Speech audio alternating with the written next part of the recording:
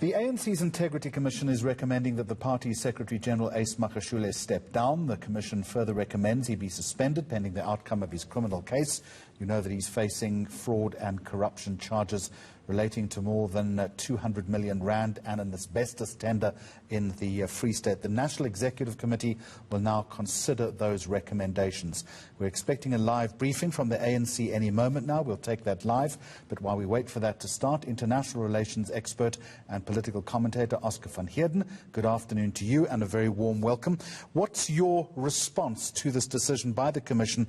After the NASREC resolution, it would have seemed that they didn't have too much to discuss, or did they? Not at all, Jeremy. I mean, I had assumed that the chairperson, George Masamba, would indeed be reminding the Secretary-General, Ace Magashule, of the conference resolution and the fact that indeed, even though there are laws governing South Africa and indeed the South African Constitution, this is a voluntary organization, the ANC, and he is subject to the rules and to the Constitution of the ANC. And that is exactly what the Integrity Commission did. I do, however, want to point out, Jeremy, that the chairperson also had a stinging rebuke to the National Executive Committee of the ANC.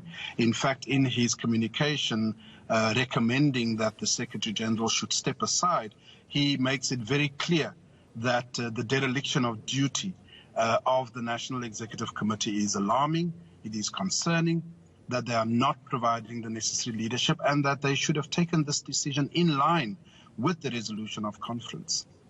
Oscar, this is not obviously a binding decision or dictum from the Integrity Commission. It now goes back to the NEC, the National Executive Committee.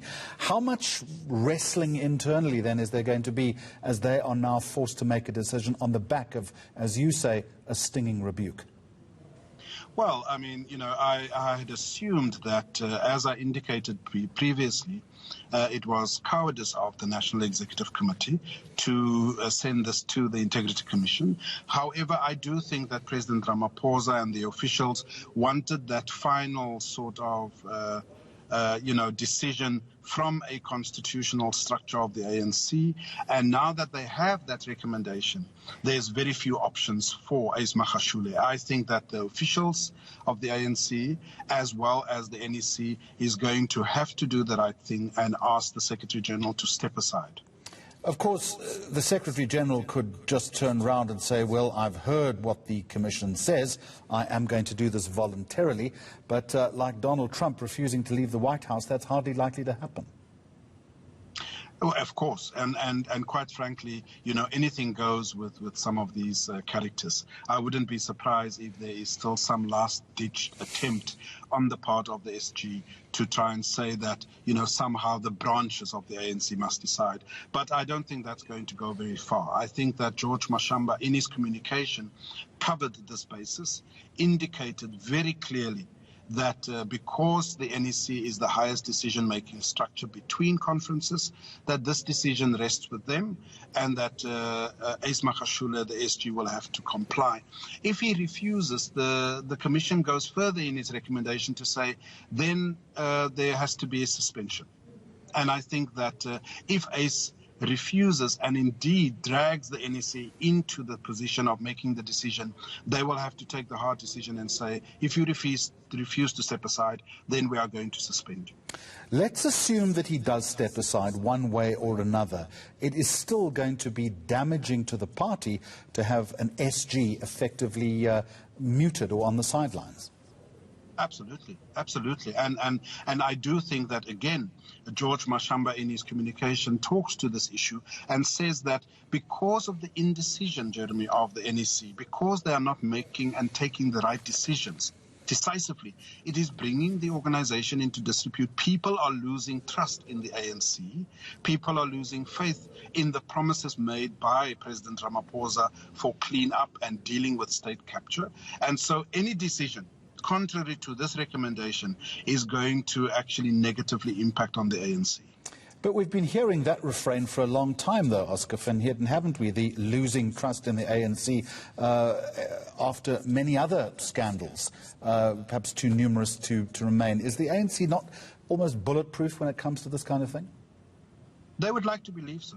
They would like to believe so. But as you know, unfortunately, if you are not a member of the ANC, your only way of expressing your dissatisfaction is through the ballot.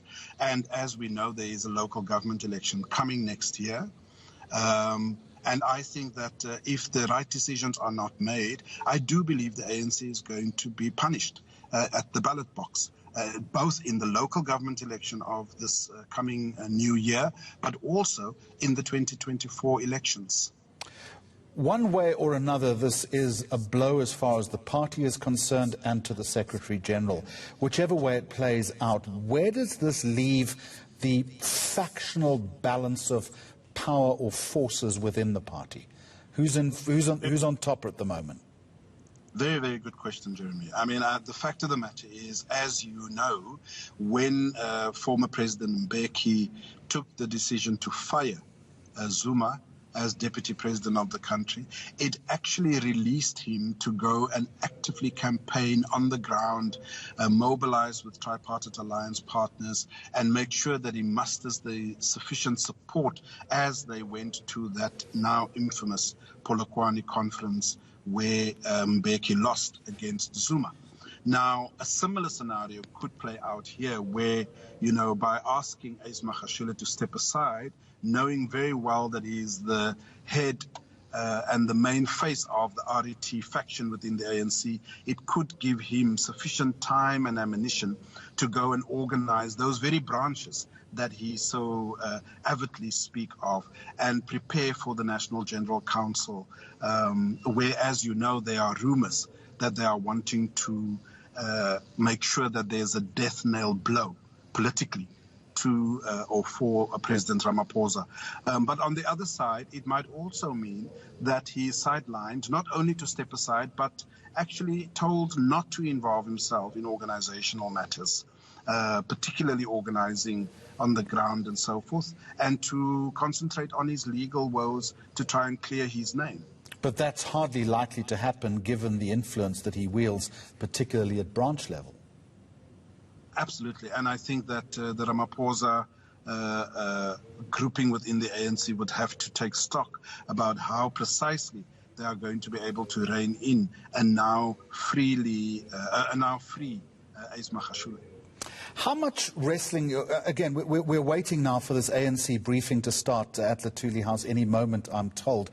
What ideally, Oscar van Heerden, would you like to hear coming from the ANC this afternoon as we see the news conference about to begin? What type of tone or tenor does it need to strike?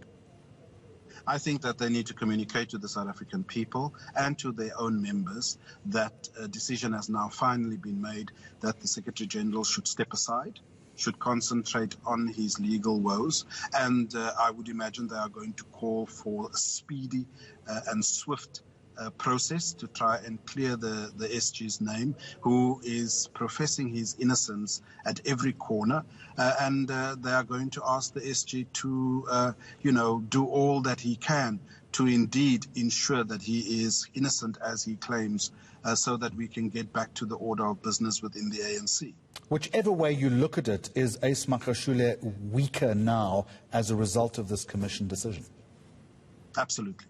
I have no doubt in my mind. He is weaker now. This is not what he had intended. He would not want to have been in this situation. But unfortunately for him, the long arm of the law has now caught up with him, and they are affording him the opportunity to clear his name. Oscar van Heerden, I'm going to leave it there. Thank you very much indeed. As we see the ANC's Pule Mabe sitting behind a microphone, but not too much is happening. But appreciate your time and your crisp and incisive analysis.